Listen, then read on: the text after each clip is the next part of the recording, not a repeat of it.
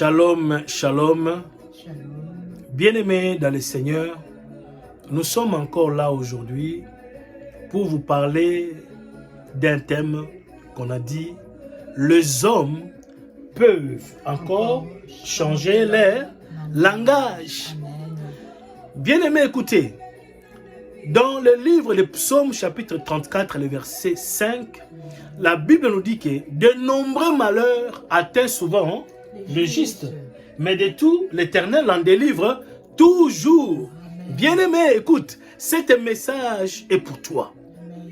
Toi qui étais abattu, toi qui étais désespéré à cause de la situation que tu es en train de traverser maintenant. Mais laisse-moi te dire, tes échecs ne sont pas une fatalité. La Bible nous dit encore que le ténèbre ne régnera pas toujours. Amen. Bien-aimé, le ténèbre ne régnera pas toujours. Parce que c'est lui qui t'a appelé. C'est celui qui t'a choisi. Et c'est celui qui a prédestiné ton avenir. Bien-aimé, écoute-moi pour te dire encore que tu es un enfant de la promesse. C'est pour cela, je voulais te dire, comme la Bible nous dit dans le livre d'Agé chapitre 2, à partir du verset 3, qui sont les survivants qui ont vu cette maison dans sa gloire première. Ça veut dire, cette maison qui a connu des échecs. Cette maison qui a traversé des tempêtes. Cette maison qui a traversé des naufrages. Bien-aimé, cette maison qui a traversé des moments très difficiles. Mais laisse-moi te dire, le Seigneur, il te dit que la gloire de la deuxième maison sera plus grande que celle de la première. Maman prophétesse Judith Mukenge, qu'est-ce que tu penses par rapport à cela? Par rapport à ce que le Seigneur dit que la gloire de la deuxième maison sera plus grande que celle de la première. Amen, bien-aimé. Écoute ça. Les gens t'ont connu avec des échecs. Les gens t'ont connu avec des humiliations. Sache-le, c'est lui qui enlève ce défi. Ce n'est que le Seigneur, bien-aimé. Ce n'est que le Seigneur. Laisse-moi te rappeler dans un passage biblique qui nous parle de le paralytique. Il est resté pendant 38 ans dans le piscine de Bethesda. Pour lui, l'espoir n'avait plus parce qu'il était paralytique. Il n'avait personne qui pouvait l'aider pour plonger dans l'eau. Mais j'aime bien le mouvement évangélique. Mais c'est que les gens pensent que si eux, ils ne peuvent pas t'aider, tu es limité. Sache que Dieu va descendre dans sa souveraineté pour venir t'aider, bien-aimé. Te relever même. Te relever même dans ta situation. Bien-aimé, pour cet homme-là, il disait, je n'ai personne pour m'aider. C'est fini pour moi. Ma vie est déjà chaotique. Mais Dieu, dans sa souveraineté, Dieu, dans ses plans magnifiques, bien-aimé, lui-même est descendu. Il passa dans le chemin de cette paralytique. Bien-aimé, c'est pour te dire, ne désespère pas.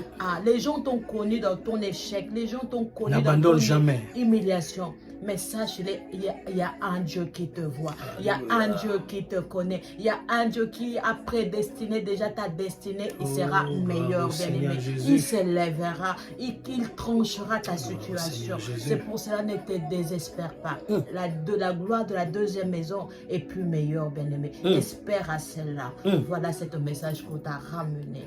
Bien-aimé, toi qui as écouté, comme la Bible nous dit, le Dieu des esprits des prophètes. Là, c'était notre prophétesse, Maman Judith Mukenge. Mais bien-aimé, je suis encore venu te dire, écoutez, ce n'est pas parce que tu es en train de reconnaître, de traverser des échecs dans ta vie et que tu penses que ça n'est fini pour toi. Ce n'est pas encore fini. Amen, ce n'est pas encore fini. Vous savez, je vais vous donner un verset dans le livre des Actes des Apôtres, chapitre 28. La Bible nous parle de l'histoire de Paul. Vous savez, Paul, après avoir été échappé de la tempête, après avoir été échappé de naufrage, la Bible dit qu'ils se sont retrouvés dans un île qu'on appelait l'île de Malte. Là, il y avait quelques barbares qui les ont recueillis et ils étaient autour d'un grand feu. Parce que la Bible nous dit que ce moment-là, il pleuvait et il faisait froid. Et ces hommes avaient besoin d'un abri. Mais pendant qu'ils avaient allumé leur feu, la Bible nous dit que Paul a mis sa main pour ramasser les tasses qui traînaient là à côté. Mais pendant qu'il faisait ces mouvements, tout d'un coup, la vipère est sortie et il s'est accroché dans sa main. Bien aimé, vous savez, une vipère, quand il s'accroche dans la main de quelqu'un, ça veut dire c'est fini pour toi. Mais les gens qui étaient autour de Paul, ils attendaient pour voir la mort de Paul. Pour dire, mais cet homme, à peine d'être sauvé, le ciel n'a pas voulu encore de lui. Et regardez encore ce qui lui arrive, sûrement c'est un meurtrier. Bien aimé, combien de personnes aujourd'hui, on leur donne des noms.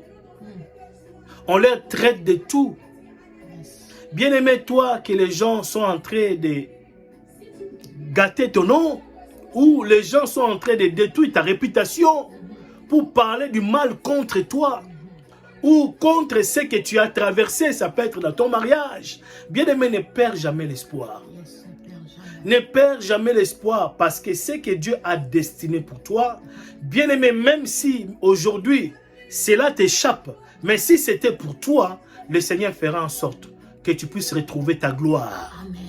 Et cette gloire sera plus grande que celle de la première, comme la Bible vient de nous dire.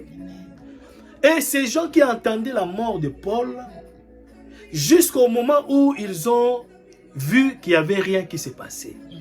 Et ils ont dit sûrement que cet homme, c'était un Dieu. Amen. Maman prophétesse, qu'est-ce que vous pouvez dire par rapport à cela? Le langage des gens changera bien. Comme Paul, les gens, ils ont changé de langage, bien-aimé. Reste focus sur le Seigneur. Il n'y a que le Seigneur qui peut changer le langage des gens. Ne reste pas en train de pleurer. Ne reste pas en train d'être dans un monde de soucis. Cherche Dieu. Il n'y a que lui qui a la capacité de changer le langage des gens, bien-aimés. Cet homme, ces gens-là, ils ont dit, sûrement c'est un meurtrier, sûrement. Ils ont donné des noms qu'ils pouvaient donner. Mais Paul, la Bible nous dit, il était resté focus sur Jésus. Il secouait le vipère parce qu'il savait, en moi, le vipère ne peut pas me tuer. Les problèmes ne peuvent pas me tuer. Les difficultés ne peuvent pas me tuer. Manque des enfants ne peut pas me tuer. Manque de mariage ne peut pas me tuer. Parce que celui qui le donne, c'est Jésus. Tant que je reste focus sur lui, tant que je reste fidèle à ce Dieu-là, bien-aimé, il est capable de me le donner. Quel que soit le temps qu'il prendra, quelle que soit la durée que la chose dure, bien-aimé, sache-le, Dieu est en train de construire une grande maison. Une grande maison qu'on est en train de le construire, ça ne prend pas 2 jours, ça prend le temps. Les gens peuvent critiquer, cette maison ne verra pas la finition. Mais toi, quand tu restes focus, bien-aimé, sache que cette maison prendra la finition et sera comme toi tu le veux. Bien-aimé, ne désespère pas. Les gens changeront de langage. Changeront de langage. Alléluia. Tout dépend maintenant de toi. Tout dépend de toi. Quelle mentalité tu t'approches auprès du Seigneur. Donc, quelle mentalité? Quelle attitude? Quelle attitude? Ah, voilà. Amen. Bien aimé, vous savez, la parole de Dieu nous dit dans le livre de Jean, chapitre 15, le verset, nous allons commencer par le verset 7. La Bible nous dit, si vous demeurez en moi et que mes paroles demeurent en vous, demandez tout ce que vous voudriez et cela vous sera accordé. Bien aimé, tout cela dépend de ton approchement vers le Seigneur, de ton attachement vers le Seigneur, de la confiance que tu es en train de faire. Vous savez, bien aimé, la maladie que tu es en train de vivre maintenant, laisse-moi te dire, cela ne t'amènera pas à la mort. Il y a certaines choses que tu es en train de traverser, cela est pour la gloire du Seigneur. Pour la gloire du Seigneur. Cela va devenir un témoignage pour fortifier des gens qui pourront être tout autour de toi. Amen. Bien-aimé, ne t'étonne souvent pas quand tu as des combats, les gens de ta propre famille ou les gens de ta propre maison. La Bible nous dit que tes combats ne viendront parfois pas loin, pas des gens de l'extérieur. Mais ces combats viennent pour la gloire du Seigneur. Dieu veut confondre les langages de ceux qui se disent qu'ils sont intelligents. Bien-aimé, c'est pour cela, pour réciter dans ce que nous sommes en train de vous communiquer comme thème, bien-aimé, nous allons prendre un petit temps pour la prière. Et nous allons prier pour inviter le Saint-Esprit. Et inviter la gloire de Dieu dans notre maison, dans notre vie. Parce que Dieu dit, la gloire de la deuxième maison sera plus grande que celle de la première. C'est pour cela, bien-aimés, je vais vous donner le dernier verset. Ecclésiaste chapitre 9, le verset 8, la Bible nous dit, « Qu'en tout temps, tes vêtements soient blancs et que l'huile ne manque pas sur ta tête. » Maman prophétesse, qu'est-ce que tu peux expliquer par rapport à cela? Que l'huile ne manque pas sur ta tête, que tes vêtements soient blancs. Amen. Amen. Bien-aimé, le vêtement qui soit toujours blanc, bien-aimé, c'est notre comportement. Notre marche envers le Seigneur, bien-aimé. Nous devons marcher conformément aux dignes des enfants de Dieu. Alléluia. Et que l'huile ne manque pas, que le Saint-Esprit ne s'éloigne pas de toi. Que le Saint-Esprit, que l'onction de Dieu soit toujours en permanent dans ta vie, bien-aimé. Pourquoi on nous insiste, on dit que l'huile ne manque pas. Bien-aimé, quand l'huile ne manque pas dans ta tête, bien-aimé, tu auras toujours envie de t'approcher de Dieu. Tu auras toujours envie de prier. Tu vas toujours monter dans les dimensions surnaturelles. Même si on complot de mauvais projets contre toi, le Saint-Esprit va toujours te révéler. Tu auras toujours de l'avance contre ça. C'est pour ça que le Saint-Esprit, Dieu nous interpelle. Que le Saint-Esprit, que l'Esprit de Dieu, que l'onction de Dieu ne s'éloigne pas. C'est lui qui va te donner la capacité de marcher dans la sainteté. C'est lui qui va te donner la capacité de prier. C'est lui qui va te donner la capacité de lire la Bible. C'est lui qui va te donner la capacité de t'approcher, de chercher Dieu. C'est pour ça que l'huile ne doit pas manquer sur ta tête, bien-aimé. Tu dois exercer la violence, bien-aimé. La violence de marcher conformément à la parole de Dieu. Et sache que ce Dieu-là ne te laisserait pas, bien-aimé. La Bible nous dit, Paul, pendant que le vipère l'a mordu, bien-aimé, il n'était pas inquiet. Il n'était pas paniqué. Il n'avait pas dit pourquoi Dieu m'a laissé que le serpent me mord. Mais il était focalisé. Il dit, moi je sais c'est lui qui m'a appelé. Il secouait toujours. Il secouait. Je peux interpréter secouer cela. Ça veut dire il priait toujours. Il avait confiance en Dieu. Et aussi cette attitude-là. Malgré les problèmes, malgré les difficultés, malgré les échecs. Mais moi je reste toujours focus. Je reste toujours dans l'attitude de prière. Je reste toujours dans l'attitude de chercher Dieu. Je reste toujours dans l'attitude que la présence de Dieu ne s'éloigne pas sur ma vie. Que Dieu, la présence de Dieu ne s'éloigne pas. Mais quand la présence de Dieu est là, la Bible nous dit, là où il y a l'Esprit de Dieu, il y a l'absence totale de ténèbres. Là où il y a l'Esprit de Dieu, il y a l'absence totale de ténèbres. C'est pour ça que nous t'invitons à demander que l'huile ne manque pas. Que l'Esprit de Dieu soit en permanence sur ta maison, sur ton foyer, sur tes démarches, sur toutes choses, sur tes enfants bien-aimés. Que l'Esprit de Dieu ne s'éloigne pas. Que tu sois rempli d'huile d'onction. Que l'huile déborde sur ta tête. Voilà notre message. Bien-aimé, toi qui as suivi cela, je veux vous demander de prier ensemble avec nous. Père éternel, Papa, tu as dit dans ta parole, dans le livre de Jérémie, chapitre 33, le verset 3, tu as dit, invoque-moi et je te répondrai. Je t'annoncerai de grandes choses, des choses cachées, des choses que tu ne connais pas. Père, nous invitons maintenant que l'huile, Seigneur, puisse déborder maintenant, Seigneur. Oh, là où il y a tes enfants, laisse que le satellite céleste puisse localiser tes enfants maintenant. Que les radars spirituels puissent localiser tes enfants maintenant.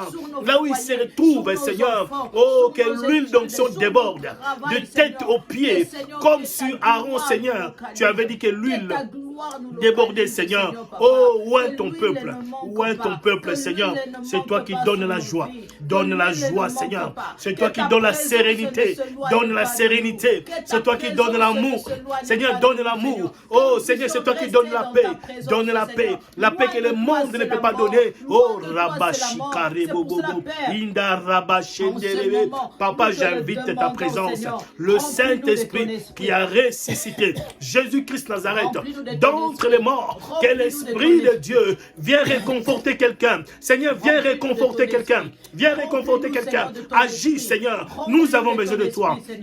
Étends ta main, Père, Nous te le étends ta demandons, main, Père, Père. car Nous te le demandons, tu as Père. dit, Nous si vous avons demeurez besoin à de moi toi. et que mes Nous paroles avons demeurent besoin en de vous, toi, tout ce que Seigneur. vous demanderez en Remplis-nous, priant, Seigneur. si vous le Remplis-nous croyez de que vous ton l'avez esprit. reçu, et cela vous Remplis-nous serez de ton accordé. esprit, Que Seigneur, ton Papa. huile, Seigneur, ne manque pas sur nos têtes.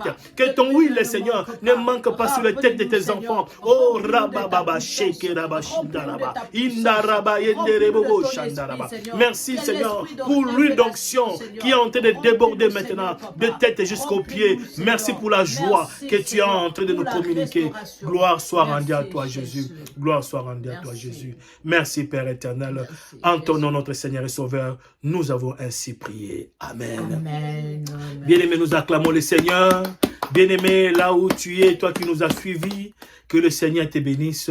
Nous te donnons encore rendez-vous prochainement. Reste dans la paix du Seigneur. Amen. Et à très bientôt. À très bientôt. Merci. Merci.